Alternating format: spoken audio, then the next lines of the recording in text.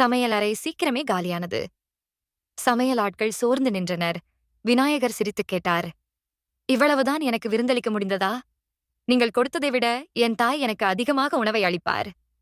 இதையே நீங்கள் விருந்து எனக் கூறிவிட்டீர்கள். குபேரன் ஆச்சரியத்தில் உறைந்தார். அவர் தனது ராஜ்யத்தில் இருந்த அனைத்து உணவுகளையும் கொண்டு வந்து பரிமாறினார். ஆனால் விநாயகர் அசராமல் அனைத்தையும் சாப்பிட்டுக் கொண்டே இருந்தார். இப்போது குபேரனே சோர்ந்து போனார். அவர் கைலாசத்தை நோக்கி விரைந்து சென்று சிவபெருமானிடம் சரணாகதி அடைந்தார். தயவு செய்து என்னை காப்பாற்றுங்கள் தேவனே, எனக் கெஞ்சினார். உங்கள் மகன் என் ராஜ்யத்தின் அனைத்து செல்வத்தையும் அடித்துவிட்டார். ஆனாலும் அவருக்கு பசி இன்னும் அடங்கவில்லை. நான் இப்போது என்ன செய்ய வேண்டும் என குபேரன் கதறினார். சிவபெருமான் அமைதியாகச் சொன்னார், விநாயகரின் பசியை போக்க அதிகமான உணவுகள் தேவையில்லை. அவருக்கு தேவை அன்பும் பாசமும் கலந்த உணவு மட்டுமே.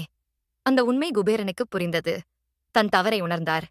சிவபெருமானிடம் மன்னிப்பு கேட்டார். பார்வதி தேவியிடமிருந்து சிறிது சாதம் வாங்கினார். அதை எளிமையுடன் பரிமாறினார். அந்த உணவை ஏற்று விநாயகர் பசியாறினார். இதுவே குபேரனுக்கு கொடுத்த விநாயகர் பாடம். அழகல்லவா விநாயகர் விஞ்ஞானம்?